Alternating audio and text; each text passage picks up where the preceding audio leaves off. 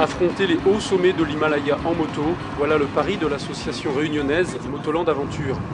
Sur 9 motos de légende, les Bullet Royal Enfield rutilantes, qui n'ont pas évolué depuis leur conception à Madras au milieu des années 50, la quinzaine de Réunionnais part braver les cols de l'Inde ancestrale. Un périple de 15 jours qui va leur faire avaler 1600 km de pistes caillouteuses, boueuses et même enneigées. Un véritable raid d'aventure.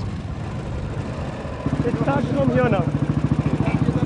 Within 2 kilometers, now we start climbing up into the mountain. Yeah, we can breathe in some nice air then. Not.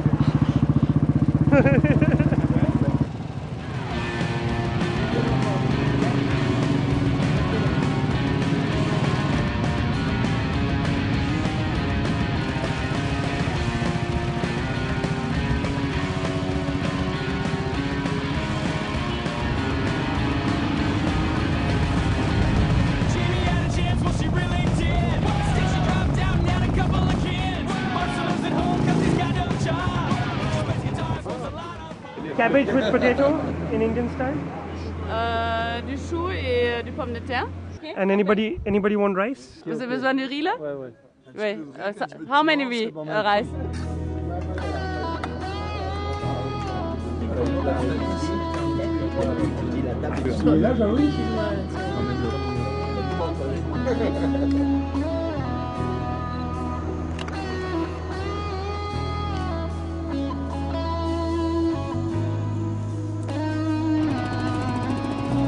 Je retourne dans les années 50-60 parce que j'avais ce type de moto, donc j'étais pas trop dépaysé, mais c'est vraiment une moto spéciale, quoi, parce que c'est vraiment au niveau notamment de la tenue de route, il n'y a pas de tenue de route, quoi, donc il n'y a pas de frein, donc Le cadre flotte. Et conduire avec les Indiens ici, c'est vraiment pas évident. Lors de mon premier périple dans le sud avec Angie Ashish, et Angie m'a montré quelques photos de l'Himalaya. Et tout de suite, je n'avais qu'une envie, c'est de partir et essayer de trouver des motards passionnés à la recherche d'aventure qui souhaiteraient me joindre à cette expédition.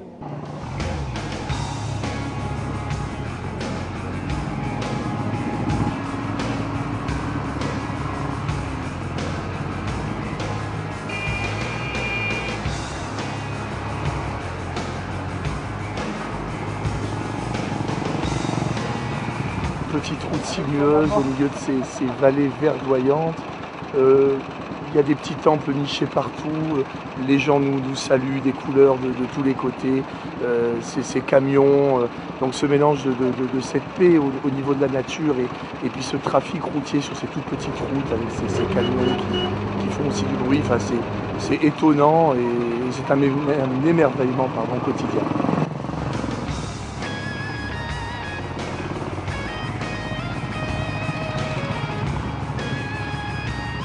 On a eu pas mal de boues là, des ornières, c'était assez délicat, c'était sympa.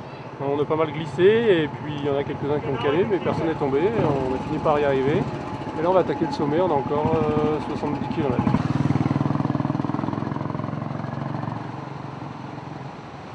Les premiers tours de roue ont permis au groupe de se familiariser avec ces incroyables bécanes et déjà l'équipé entre dans l'Himachal Pradesh, un état du nord de l'Inde. Devant eux se dessinent les montagnes, mais aussi les premières difficultés. La route est défoncée, l'eau des glaciers coupe les chemins et complique la progression, mais le groupe continue d'avancer, gavé de somptueux paysages dans une Inde magique, parsemée de traditions. Ce décor ne laisse personne insensible. Pour les pilotes, c'est un véritable régal. Ici, l'influence mongolienne et chinoise s'affirme. Himachal Pradesh is a small state in North India. L'Himachal Pradesh est un petit État au nord de l'Inde. Il est bordé par l'Uttar Pradesh d'un côté et de l'autre côté par le Cachemire. On est ici à la frontière du Tibet.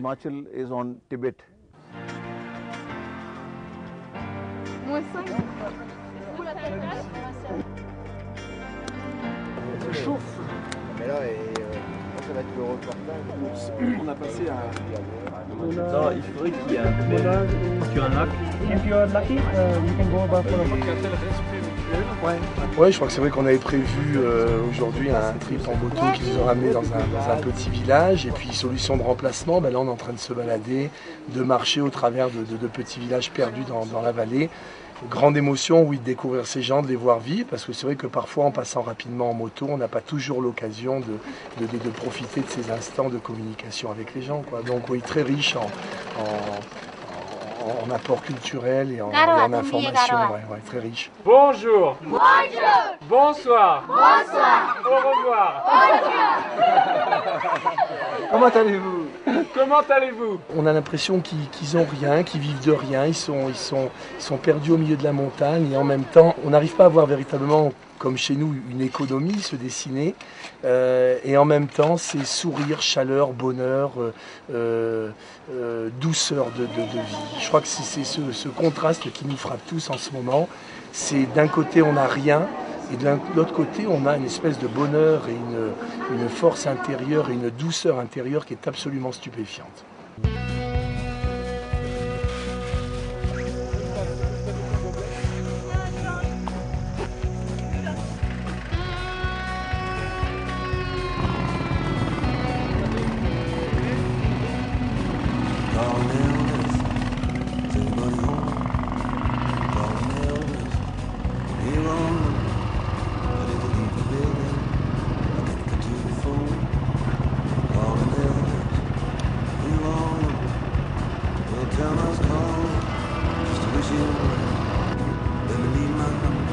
Ça stresse, mais c'est beau, c'est magnifique. Il y a du soleil pour une fois, donc c'est bon, impeccable.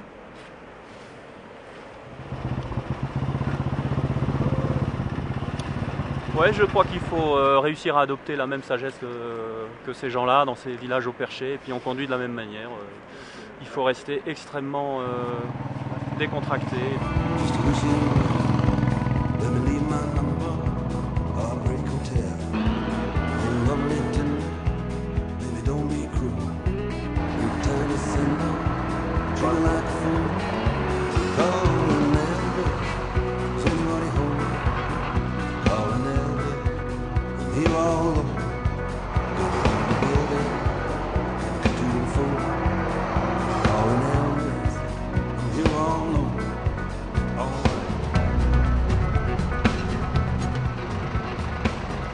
Une succession de petits problèmes mécaniques qui nous empêchent de rouler normalement, donc on est tout le temps à la traîne, on est souvent sur le rebord. D'ailleurs ça c'est mon mécano personnel. Il est attitré à ma personne, donc il est derrière moi et tous les kilomètres on s'arrête. Et voilà, et on avance comme ça, on essaye de rattraper les autres. Ça n'empêche que ça fait 5 heures qu'on n'a pas mangé là.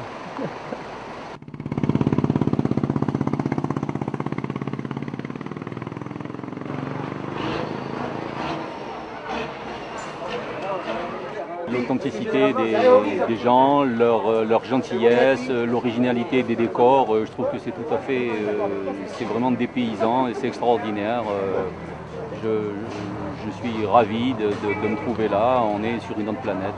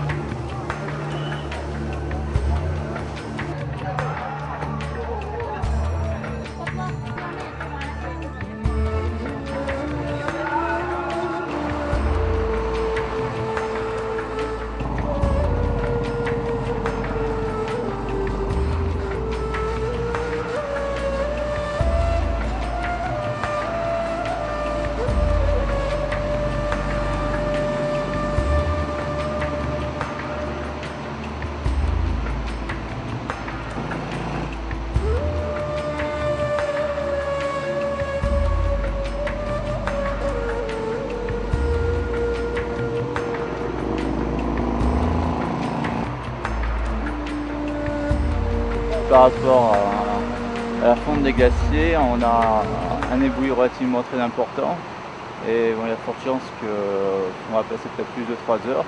Et la situation ne s'arrange pas parce qu'il y a un apport d'eau en amont relativement très important et ça graine énormément de terre et de roches. Maintenant on va être patient puis on verra bien.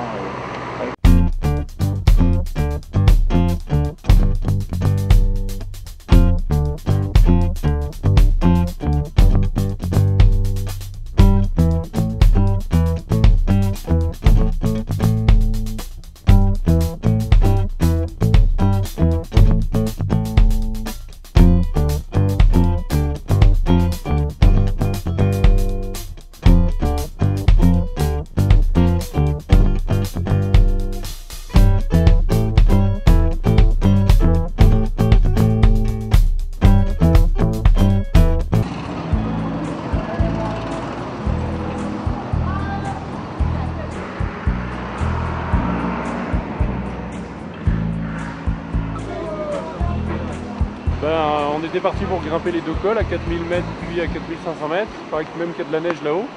Et les vitesses passent pas du tout. On peut avoir la première, on peut avoir la quatrième, on peut pas avoir la deuxième et la troisième, donc impossible de monter. Et là il pleut et le mécano est parti pour nous démonter complètement la boîte. Il doit être 7h30 du matin et ils sont tous déjà partis bien loin et nous on est en train de faire changer la boîte de vitesse. Une avarie de plus parmi la myriade d'autres avaries qu'on a subies depuis le début du séjour, mais bon, c'est l'aventure.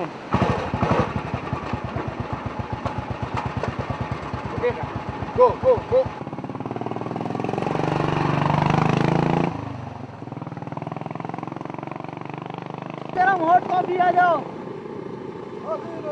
On est à Rotterdam Pass. La montée du col a été relativement très pénible parce qu'il a plu tout le long du trajet. Nous avons la pluie, le vent et le froid. Il doit faire à peu près 5-6 degrés. On est complètement trempé. Heureusement qu'on a pu se réchauffer avec du thé et de quoi manger. Puis là, on repart sur Koh-Samui Pass qui est à 4002 d'altitude dans des conditions, je dirais, relativement très pénibles parce qu'on monte encore beaucoup plus haut. Et pourtant, les motards continuent de grimper. Ils sont maintenant au plus haut du premier sommet. Le froid est de plus en plus violent. On doit être pas loin de 4000 mètres d'altitude, il grêle, il neige. La moto est tombée en panne.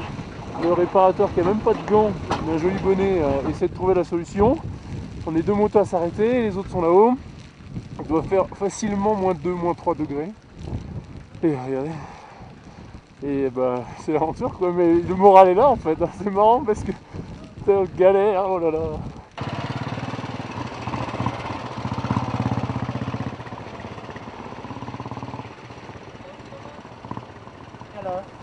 Gros problème météo parce que la neige, il neige.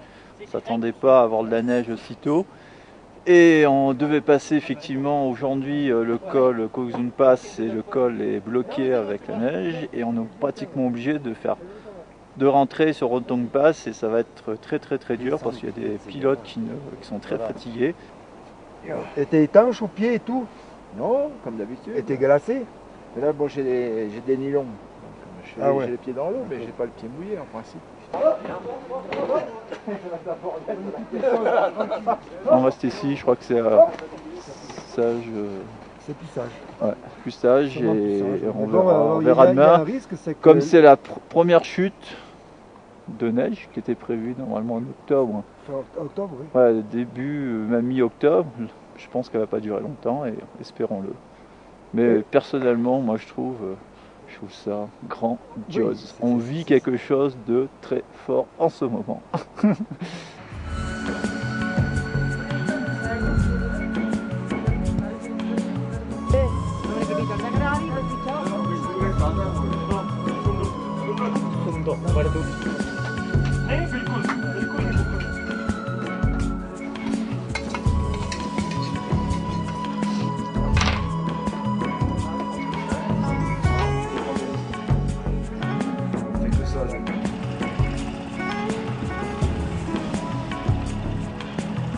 La montagne et la neige auront donc eu le dessus.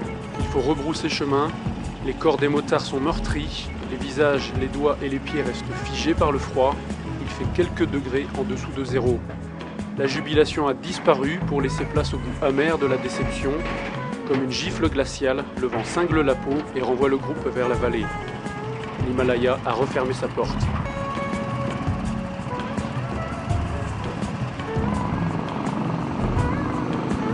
Pourtant, l'équipe demeure soudée et doucement le moral revient. Depuis le début du raid, elle n'a jamais lâché prise. À nouveau, les plaines se découvrent devant les regards médusés des pilotes. On se retrouve aujourd'hui dans cette superbe vallée de Manali avec le soleil. C'est vrai qu'on souffle, on se pose, on est là, on est tous ensemble. Donc c'est vrai que c'est agréable. C'est un petit peu le calme après la tempête. Avec quand même un petit peu une grosse frustration. La grosse frustration de ne pas avoir pu passer le Koh-Samui Pass hier, trop difficile, et de ne pas avoir pu accéder à la vallée de Skibidi. Le baroud touche à sa fin. Il faut quitter le pays hindou, des souvenirs plein la tête, des images plein les yeux, et surtout une passion plus prononcée encore pour l'aventure. Pour eux, l'Inde restera empreinte d'une spiritualité rare, une Inde que l'association Motoland Aventure viendra redécouvrir en septembre.